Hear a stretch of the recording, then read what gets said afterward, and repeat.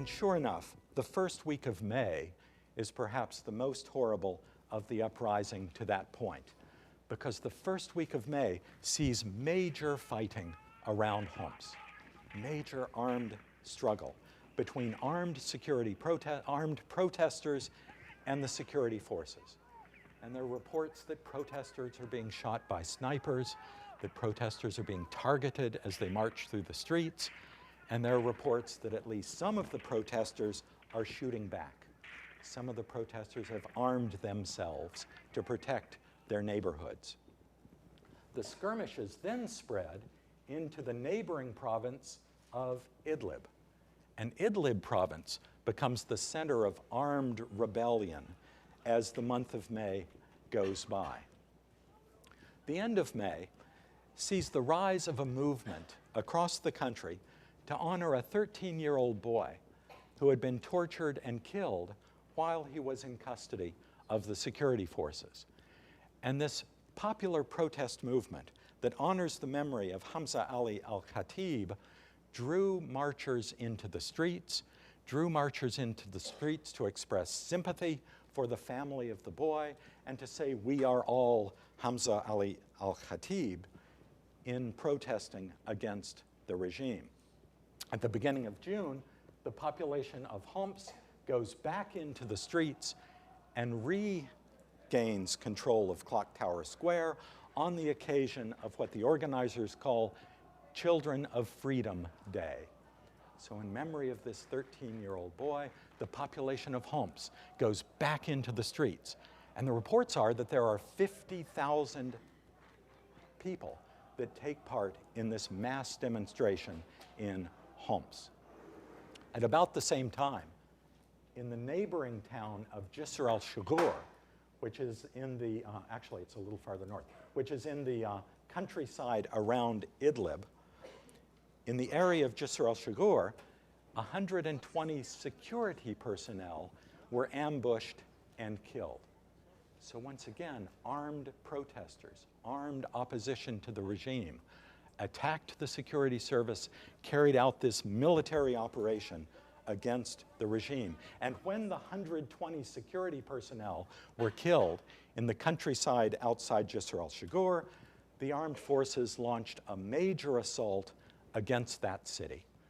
Tanks, troops, artillery mobilized against Jisr al-Shughur, and as you may remember from the newspaper, the population of Jisr al-Shughur basically abandons the city and flees across the border into southern Turkey. And there are reports of large-scale refugee camps, large-scale conglomerations of refugees fleeing the fighting.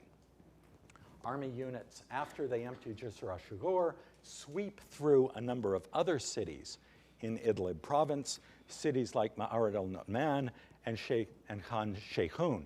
I mention these towns by name because we have in our audience a world-famous expert of the 1920 and 1925 rebellions against the French, and it's exactly this part of the country that was most active against the French in 1920. So we see a pattern, perhaps, a resurgence, perhaps, of rebellion on the part of people in that part of the country. By the middle of June, protests had even broken out in Deir ez-Zor, in the far eastern part of the country. And once again, Syrian troops roll into Deir ez-Zor, Syrian tanks retake the streets of this far eastern city. On the 20th of June, President al-Assad, who had pretty much been hiding after his previous speech to the nation, on the 20th of June, President al-Assad once again takes to the television, and on the 20th of June, President al-Assad once again claims that it's conspiracies that are responsible for the unrest, and this time he adds that it's also vandals who are taking advantage of the situation and vandalizing the country, and again makes reference to the germs who have come into the country from the outside. But during the course of this otherwise quite belligerent speech, the president proposes that there should be a national dialogue to hash out the country's problems, and that some sort of dialogue between opposition and regime is the way to end the unrest facing the country. The president's proposal to launch a national dialogue is immediately rejected by the opposition. Critics organizations immediately claim that this is not a serious proposal, claim that this is only window dressing. And instead, representatives of various opposition organizations meet in southern Turkey, in Antalya, which is right about there on the map, and hold the first general convention of opposition organizations against the Syrian regime. At the end of July, there are reports that some army units operating out here in Deir ez-Zor have defected from the regime. And we get the very first reports that there might be army officers and army soldiers who refuse to fire on the protesters. And there might be some army officers that are organizing against the regime itself. The reports are that these defecting officers have formed a Free Syrian Army. And there are reports that elements of the Free Syrian Army have linked up with the protesters, and elements of the Free Syrian Army are fighting against the regular army out around Deir ez-Zor. And it looks like the opposition really has some firepower now. The opposition has some trained, well-equipped soldiers on its side. At the end of August, a prominent religious figure in Aleppo suddenly dies, and he suddenly dies while he's being watched by the police. So he dies under quite suspicious circumstances. Dr. Ibrahim Salkhini, who had been a senior religious figure in Aleppo, was reported to have given a defiant sermon during one of the Friday prayer services, and after he gave this defiant sermon, he had been visited by the country's security agents. And in the wake of a visit from Syria's security agents, he not unreasonably had a heart attack. He was then taken to the hospital, put under police watch, and died in the hospital. So even though Aleppo had been very, very quiet, and even though there was no sign of popular unrest in this crucial city in the northern part of the country, when Sheikh Salkhini dies and his funeral service takes place, several hundred young people in the northern city of Aleppo accompany his casket to the cemetery, and they shout the slogan, "Death but not indignity." And "Death but not indignity" was one of the slogans that opposition protesters all across the country had been chanting prior to that time. So it looked like maybe there was some small sign of opposition breaking out in Aleppo as well. In early September, there are authoritative reports that the president was bringing back in a number of senior military commanders who had been forcibly retired at the end of the 1990s. At the end of the 1990s, a number of senior generals in the security services were suddenly thrown out of office. They were suddenly, it was suddenly announced that they had taken retirement. But now, some of these senior generals have been reported as getting their jobs back, being reported as being brought back to command some of the major security services. And the generals that have been brought back were all closely involved in suppressing the Islamist movement of the 1970s. So it looks like the regime is bringing back hardliners, bringing back military officers that had used force to suppress the Muslim Brothers at the end of the 1970s. On the 12th of September, then, the very first of these national dialogues got underway. And I find it hard to find information about these things, but there's a number of national dialogue meetings that has taken place across the country. A number of different cities has had local level national dialogues. There was a national dialogue in Idlib. There's been a national dialogue in Deraa, a national dialogue in Latakia, and so on. And these national dialogues have been occasions when local people have come in and expressed their grievances.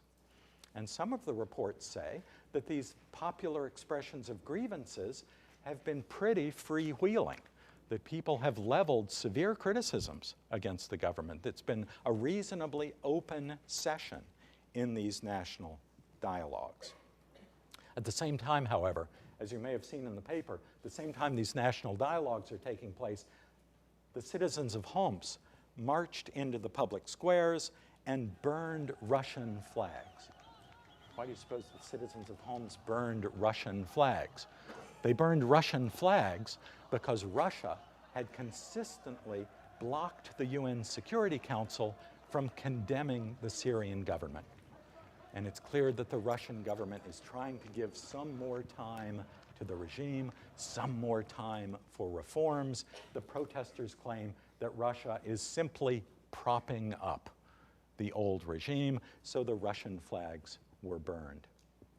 In the middle of September, a number of opposition groups gathered once again in Antalya and have set up a Syrian National Council. So we now have an opposition organization, the Syrian National Council. The Syrian National Council looks like it's going to be made up of 140 members. The numbers are a little unclear. They keep changing from time to time, but it looks like the Syrian National Council will have 140 members. It's going to have a secretariat of perhaps 25 or 30 members. The National Secretariat seems to be made up of 7 different factions. So it's a huge umbrella organization. It's an attempt to include as many opponents of the regime as possible. What's intriguing to me is that at the same time that the National Council was meeting, at the same time that the National Council was announcing its membership and so on, a local group, more shadowy organization inside Syria, calling itself the Union of Coordinating Committees of the Syrian Revolution, announced that the coordinating committees were going to form an armed group to carry out the campaign against the regime through armed struggle.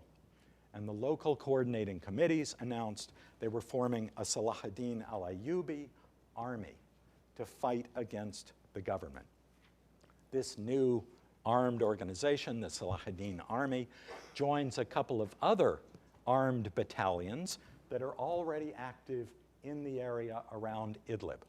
So it looks like there are armed militias that are preparing to take up force, armed militias that are preparing to fight against the army using weapons.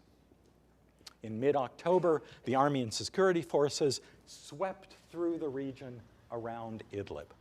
There were mass arrests, there were confiscations of weapons. There was not the kind of battle that we might have expected around Idlib, but there was certainly a large-scale military operation to try to fight against these brigades. Syria's foreign minister told Russian television on the 20th of October that all of the disorders in the country were caused by, you guessed it, al-Qaeda.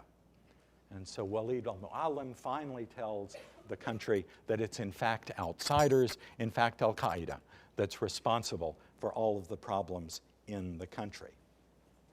But a week after that, units of the Free Syrian Army finally made their presence known.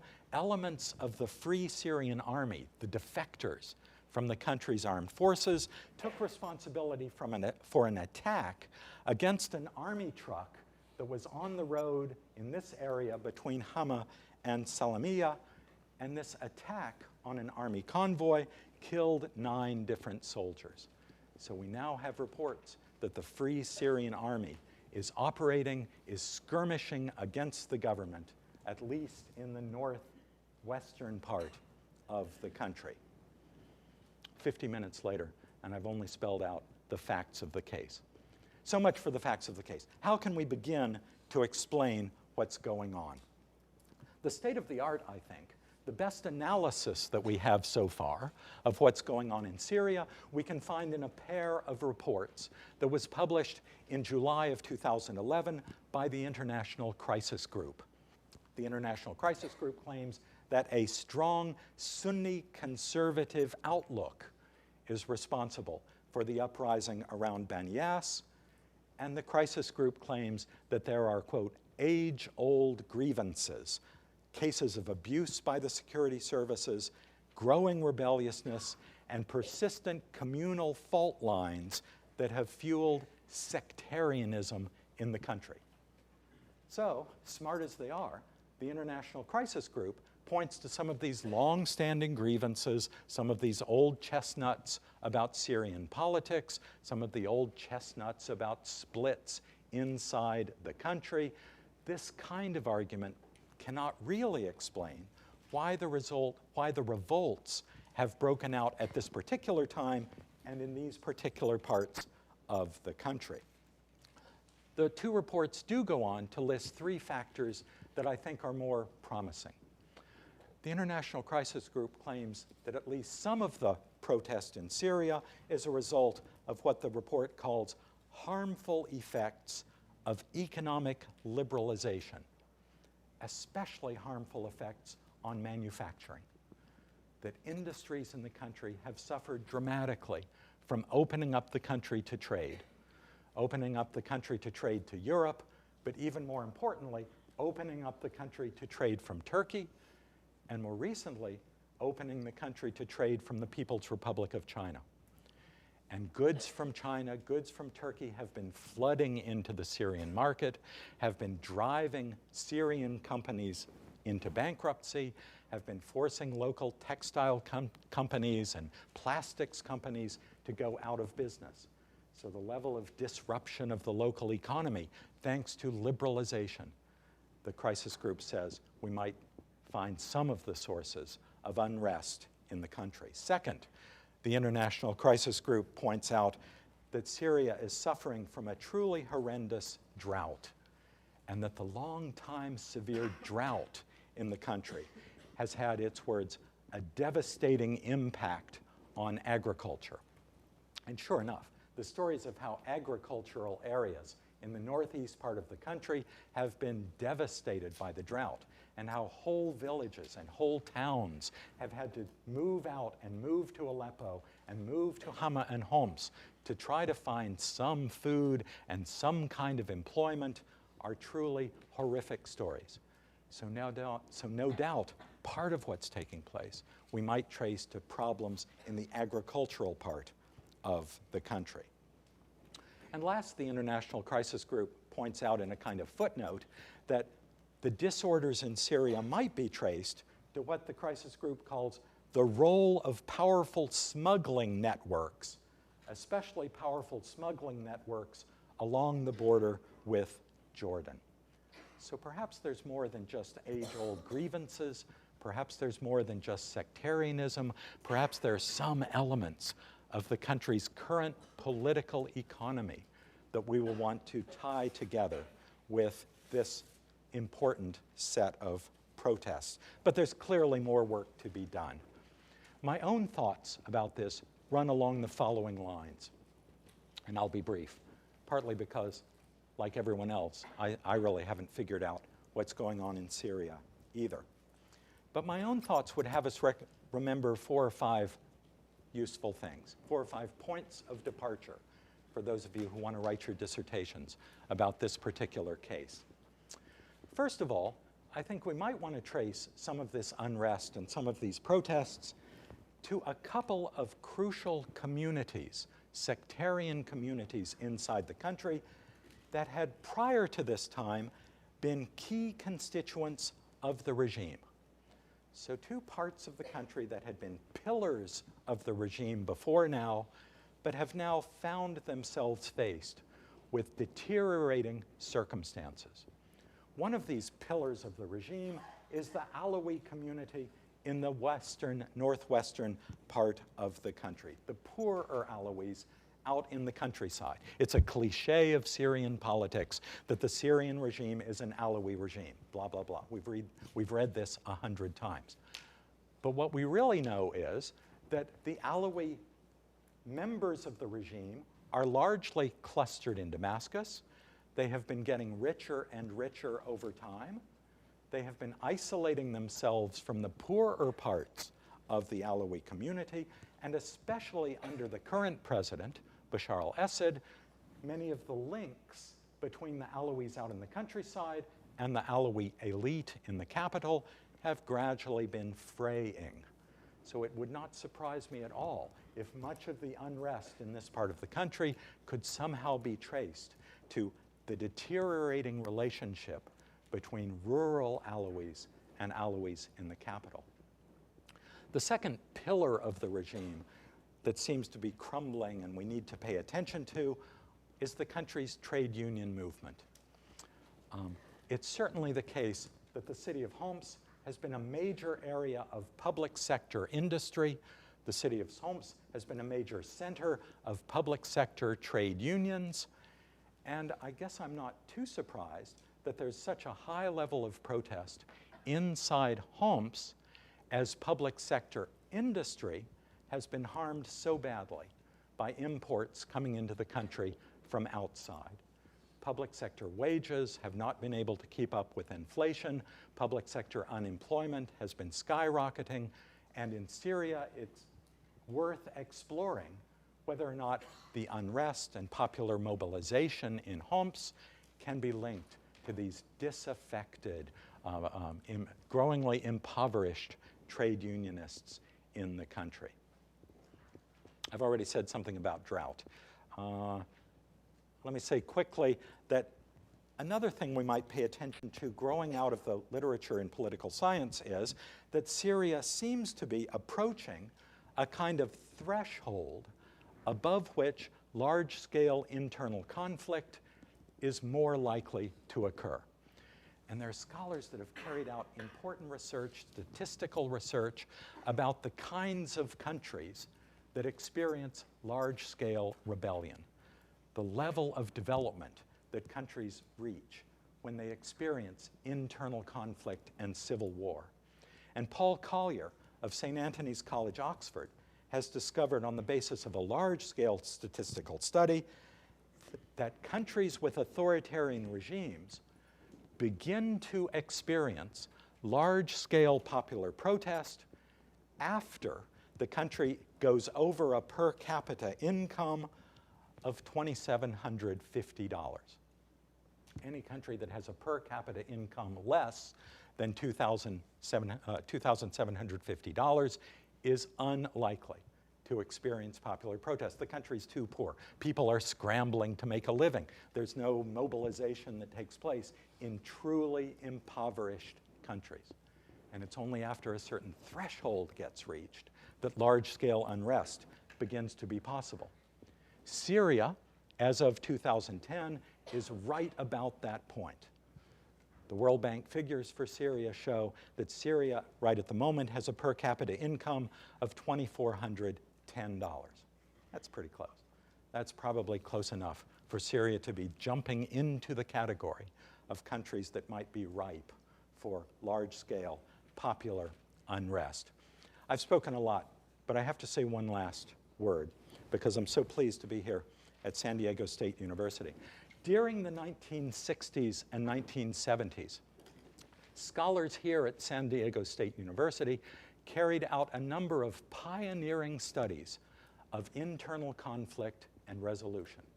And in ancient times, when I was an undergraduate, I would read the statistical studies that were carried out by Ivo Feyerabend and Rosalind Feyerabend here at San Diego State University. And these large-scale quantitative studies of domestic political conflict focused on the period from 1948 to 1965. So the Feyerabends put together a whole data set about protests and popular unrest and regime change. They didn't call it that, that's a current term, but regime change around the world in the 2 decades after the Second World War. And when we go back and read these studies today, there's a couple of things that jumps out at us. First of all, we discover, the Feyerabends discover, that Syria, even in the 1950s, stood at the high end of a scale of instability. So political instability, popular unrest, popular revolt is a long time trend inside Syrian politics. In the 1950s, Syria stood at the high end of political instability, along with Lebanon, which we often don't think of as unstable today, and Iraq. Oddly enough, in the 1950s and 60s, Tunisia represents an anomalous case. There's a real puzzle about Tunisia because the Feyerabends discovered that in Tunisia there were high levels of what the Feyerabends call social frustration, which is their primary independent variable, but yet Tunisia also had a low degree of political instability. So in fact, Tunisia is a really important case for us to study.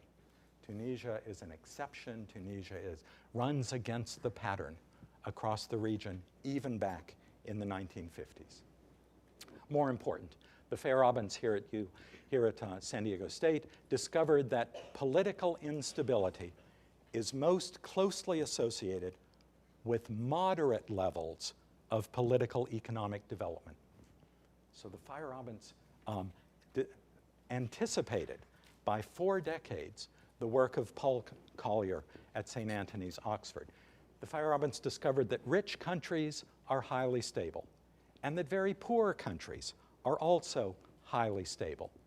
But it's countries somewhere in the middle, countries that have a little bit of development that go across what Collier would call a threshold that are much more likely to erupt into large-scale domestic conflict. Last thing, the Feyerabends discovered that large-scale domestic conflict is much more likely to break out if regimes, in their words, fluctuate in using coercion against the opposition. That if regimes consistently use coercion, if regimes always crack down on the opposition, then opponents know what to expect and they largely stay home. But if regimes sometimes crack down and sometimes don't, so the regime doesn't quite know what to expect, the regime thinks maybe it can, the opposition thinks maybe it can march and not get shot at.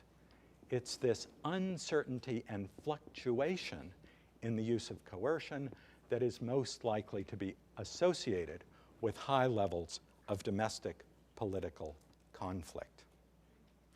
These kinds of general arguments give us only a beginning to understanding the process in Syria, but I think they give us the kind of firm foundation that we would need to, as we go forward, studying this case.